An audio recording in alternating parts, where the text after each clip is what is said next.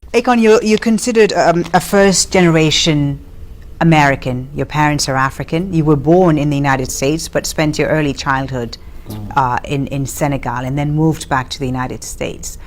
What do you consider yourself today? Are you American? Are you African? Are you African American? What are you? I'm an African raised in America.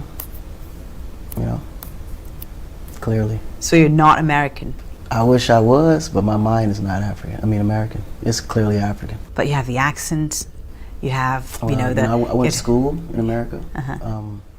My whole earlier childhood, I was raised in Africa. Then I came to America. Every summer, we would go back to Africa for a vacation. And then when I graduated high school, it was a choice whether we wanted to go to Africa or stay in the U.S. And just the opportunities in the U.S. was so much greater than Africa. Well, you're certainly the perfect example of the American dream coming true. Thank you. Millions of Africans who make it to the States and who don't, have the same success and the same luck as you have. And what would be your advice to a young African who's immigrating to the United States today? Well, I think this advice will go to any person migrating into the States. Ultimately, you can't change who you are. And I think the biggest obstacle is that when people come to the U.S., they kind of alienate their original personalities, way of lives, and they conform to what's there. And when you do that, first of all, you will never get accepted. But isn't that the best way to integrate? Absolutely not, because first of all, it's no way you can move forward and you're not you. Like, one thing I do notice about America is that they respect other cultures. They actually admire other cultures very much. So when they can see the difference in who you are, their attitude towards you is completely different as well too. But if you're walking into me and I know you're a foreigner, but you're acting like an American, you just seem fake. It's not genuine. So the respect level is completely different. But if I walk up to you as an American and you're clearly an African or Asian, that makes me more curious about who you are. I ask more questions. I'm now more intuitive about what this is. I get more motivated to want to learn more about it. And then the respect level is different because now you're teaching me something. You follow? So when you're in the States, you're proud to say you're African? Oh, absolutely. Absolutely, clearly African. Right. You once told the Source magazine, and I want to quote this: "Black people in the U.S. can nag all they want how the system is against black people, but if they saw how other people lived in Africa, they would see how blessed they really are."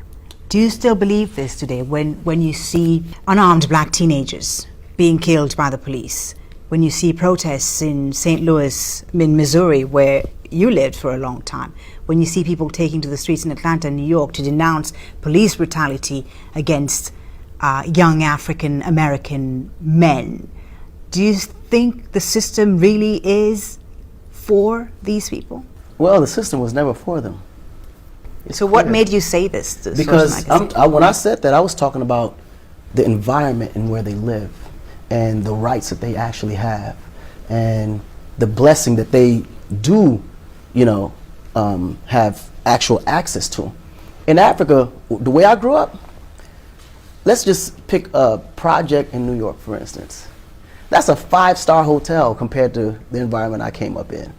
Like, if they see how they live, they actually get money from the government. They actually are programs that helps the impoverished and the poor, and you get food stamps, and I mean, like, they have it good compared to Africa. You follow? There's a huge difference in how the government allocate funds towards poor and how the government allocates funds towards poor in Africa. The environments are not even left and right. If these guys were able to be taken from where the environment they're in now to the same equal environment in Africa, they would be crying to come back home to America.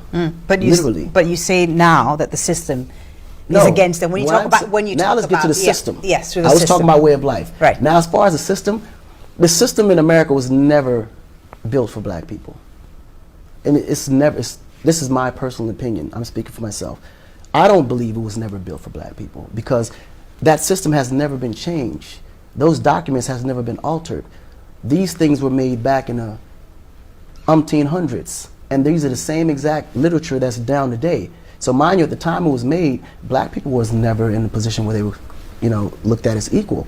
So if it's the same documents that they're applying today in 2014, it wasn't meant for them. What was it like growing up as a black man in America?